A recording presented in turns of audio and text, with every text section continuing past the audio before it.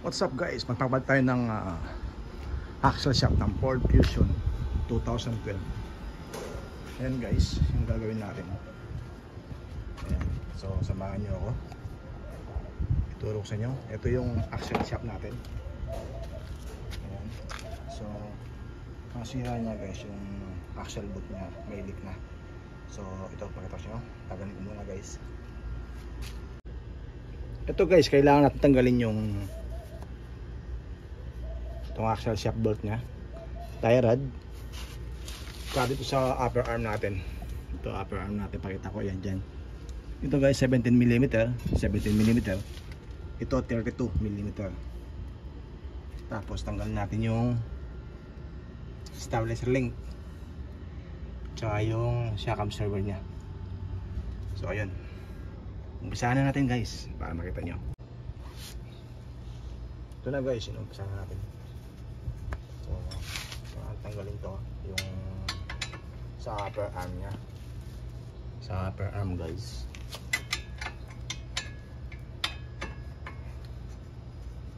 Para lumabas yung axle nya. So ito, pag ano, pinupukpok,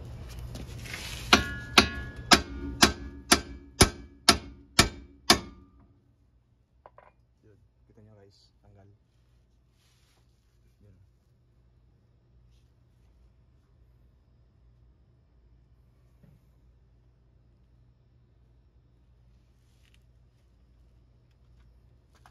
Tanggalin mo ito. Tanggalin na natin itong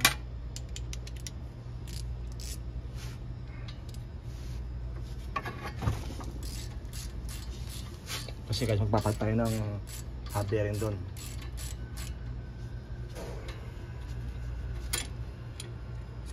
Tanggalin natin yung caliper.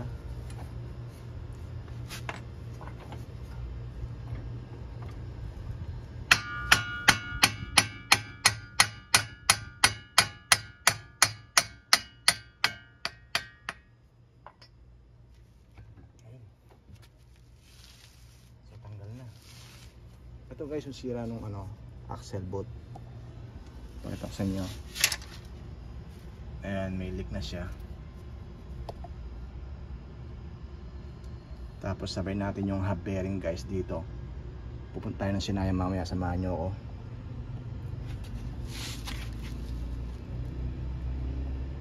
Tanggal natin yung caliper. Ito na guys, natanggal na natin. So kailangan natin pull out yung dalawang lower arm niya kasi itong hub bearing niya guys maingay. Ito, paparinig ko sa inyo.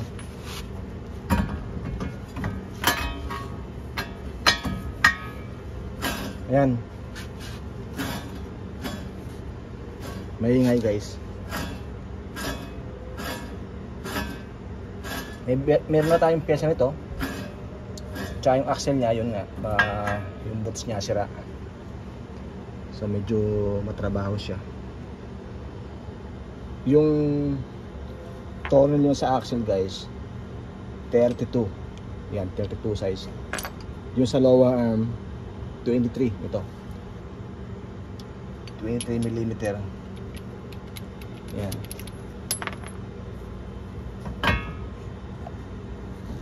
So medyo mahirap tong isa kumapit. Babara mo natin W40.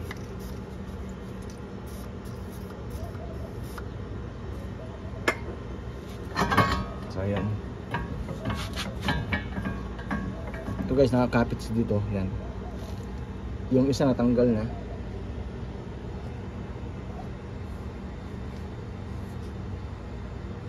So yun guys, tatanggalin ko muna tapos pakita ko sa inyo mamaya.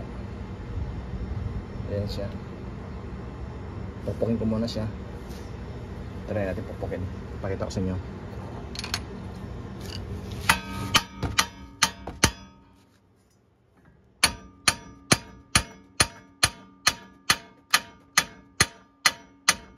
Kumapit na siya guys. Natanggal. Ito na guys, finally natanggal na natin. Ito yung knuckle niya. So punta muna tayo ng Sinaya, samahan nyo ako. Mamaya natin tanggalin yung axle niya. So yun ang axle. Ito yung bago natin, ayun. So ayun.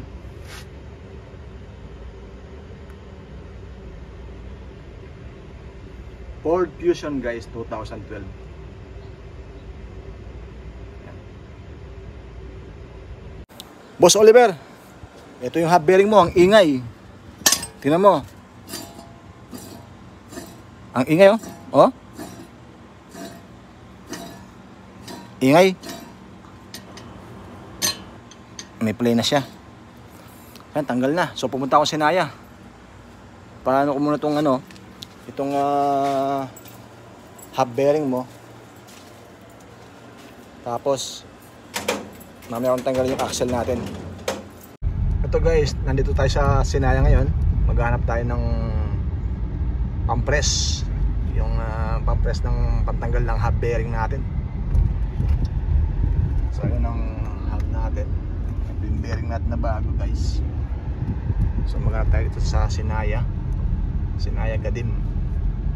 So yun, dito pala tayo dito. Yun guys, pakita ko sa inyo mamaya kung paano natanggalin yung hub bearing. Ito na guys, tatanggalin na. Oops.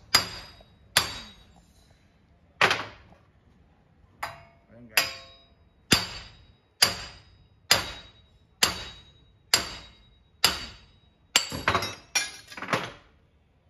Nakita nyo guys. So yung ano, yung hub niya. Petrasan na yan.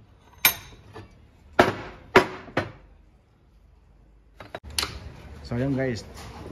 Ayan kung paano tanggalin yung hub bearing natin. Ayan.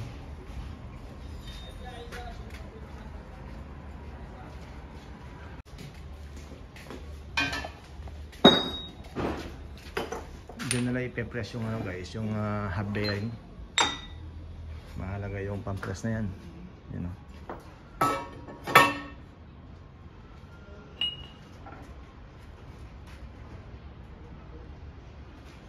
Meron palang lock doon. Meron palang lock doon sa loob guys.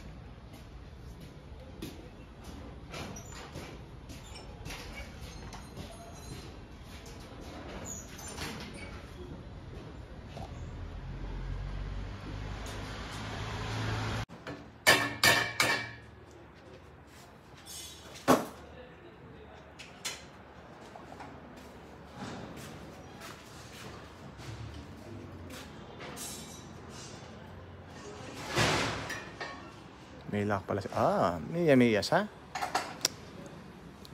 Mayroon pala siyang lock doon guys. Magagaling nilang gumawa kasi yun ang trabaho nila oh. Oh, galing oh. Ito na guys, natanggal nila yung lock niya. Ito yung lock. Yan. Tapos, ayan na guys.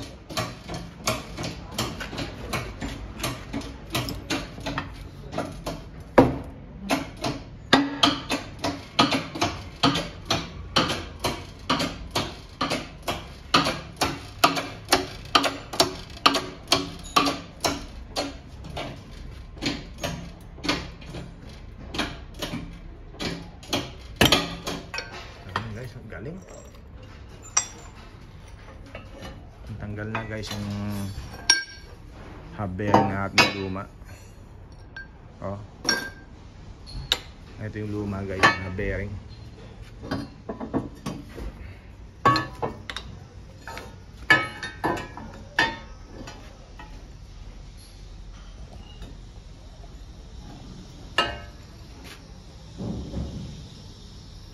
Talagang sinusukat nila guys yung ano, tamang-tama sa butas doon sa loob para pagpasok ng bearing suabe oh, you know.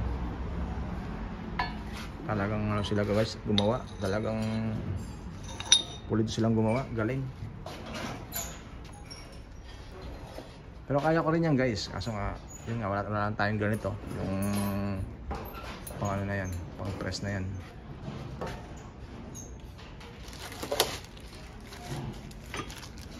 Original yan guys, yung hub bearing natin, Ada Hasley. Yan. Ford Fusion 2012. Mafia sauce ha? Mafia sauce. Papi ha? Ibig sabihin guys, yung sensor kasi yung may mga hub bearing na may mga sensor, ayan. Ito wala to. So yung luma guys, yan tama yan. Yung luma pa rin yung gagamitin dahil pareho ang size niya.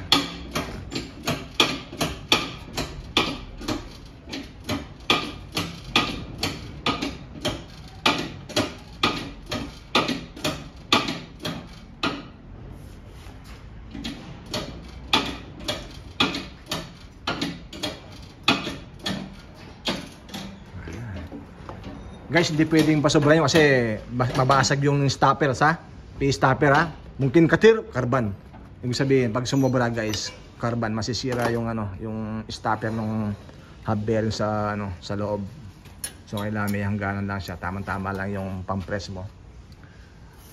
Ito guys, nilalagay na nila yung hub bearing na yung lock niya. Ayan.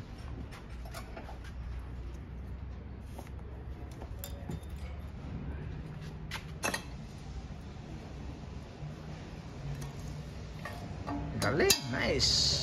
Galing. So pinapanood ko sila kayang galing kasi ganyan din akong gumawa. Ayan. Maayos silang gumawa dito.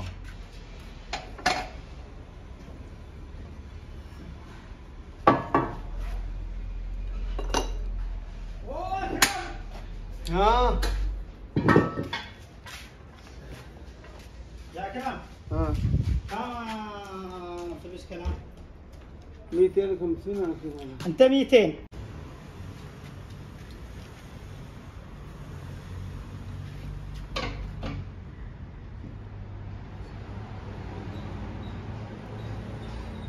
Galing nila.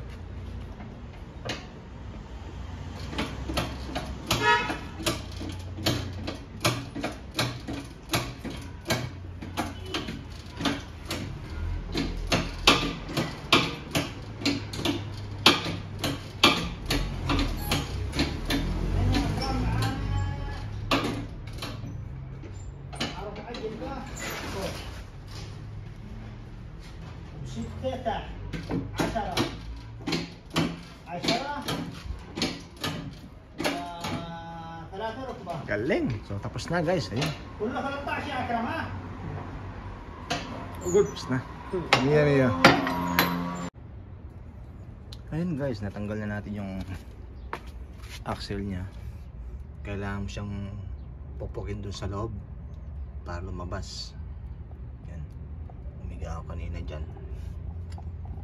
Ilahin ko na.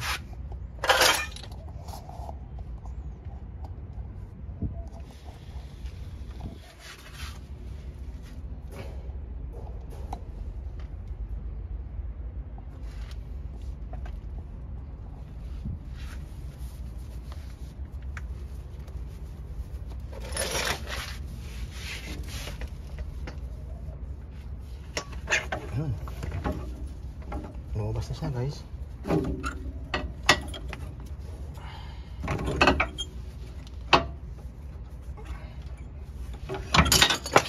Tanggal na. Guys, tanggal na natin yung axle nya. Yung sira nya guys, oh. Ayan, yung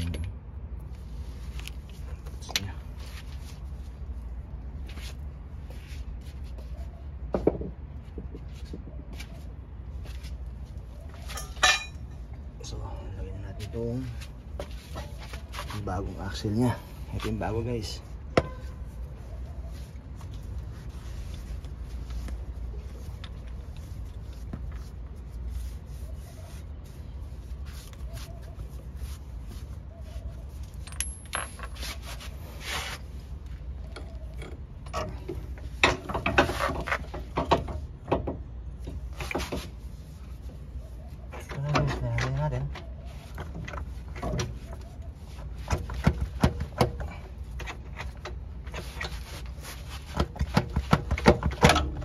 Yun, pumasok na. Narinig mo guys, pumasok na. So yun, pag nag-lock na yung lock niya sa loob, kaya tumunog siya ng ganun. So yun, kumpletuhin na lang natin guys. Nabagtan natin yung axle niya. So yan luma. Ito yung bago.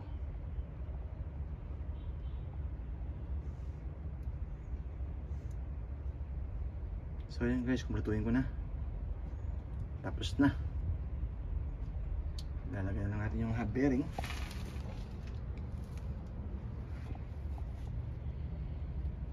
Yung knuckle, yan.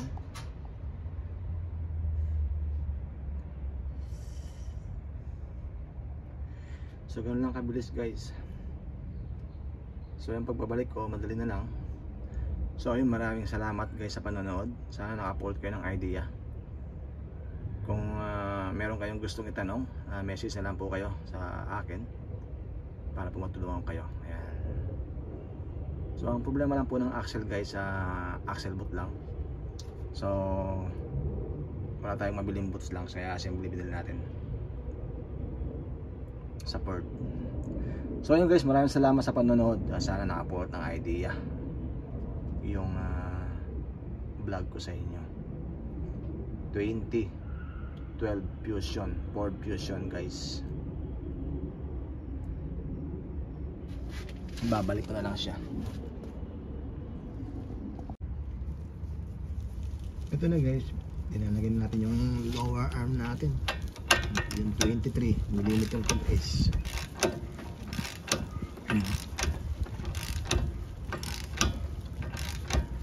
Dalawa to, ayan.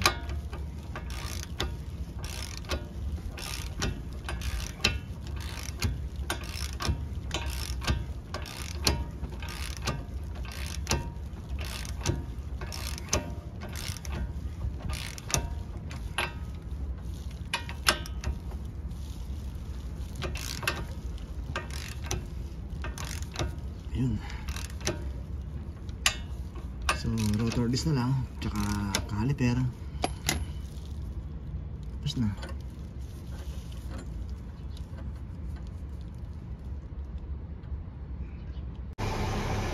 Ayun guys, natapos din. So, maraming salamat guys sa panonood. Yan ang ginawa natin for Fusion 2010. So ayun guys, sana huwag niyong kalimutan mag-subscribe at mag-follow at share na rin po para mapanood ng mga kababayan natin na may mga gantong sasakyan. Problema nila, axle o hub bearing. Okay, so salamat po, salamat.